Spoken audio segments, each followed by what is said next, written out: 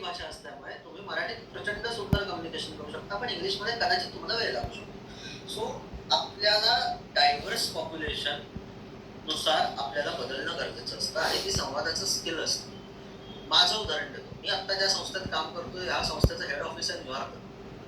ते काय बोलतात आपल्याला कळत नाही, आपण काय बोलतो त्यांना कळत नाही. कारण अमेरिकन इंग्लिश आणि इंडियन इंग्लिशमध्ये प्रचंड फरक आहे. आपण जेव्हा इंग्लिशमध्ये बोलायला जातो, तेव्हा आपण डोक्यामध्ये मराठी शब्द आठवतो आणि इंग्लिशमध्ये बोलायला जातो. त्यांचं इंग्लिश हे इतकं हाय लेव्हलचं असतं, जे पिक्चरमध्ये आपण बघतो त्याच्याही पेक्षा फास्ट लेव्हलने ते बोलत असतात.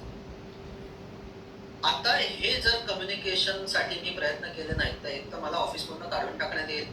कारण त्यांचं काय बोलतात ते मला कळतच नाही. किंवा मला सांगतील, की "बाबा जा आणि तू प्रयत्न कर." आता हा ऑप्शन मला आहे अवेलेबल कारण मी संस्थेत काम करतो. लक्षात घ्या, फरक लक्षात घ्या. मला ऑप्शन देऊ शकतात, की "ओके, ठीक आहे, मी तुम्हाला वेळ देतो, तुम्ही इंग्लिशमध्ये शिकून घ्या." हा ऑप्शन बेनिफिशियरी बद्दल बोलताना असतो का आपल्याकडे? हा ऑप्शन नाहीये. मग एकदा बेनिफिशियरी किंवा सरकारी मंत्रालयात गेलात, समजा उद्या आपल्यापैकी कोणाचं कर्नाटक गव्हर्नमेंट बरोबर काम आहे, तर तिथे त्यांच्या जिलेबी लँग्वेजमध्ये आपल्याला काम करणं गरजेचं आहे किंवा इंग्लिश. सदनचे लोकं फार हिंदी बोलत नाहीत. मग अशा वेळेला बेनिफिशियरीजची कम्युनिकेशन साधताना आपल्याला अडॉप्शन करणं गरजेचं असतं. कारण त्यांची भाषा येणं गरजेचं असतं.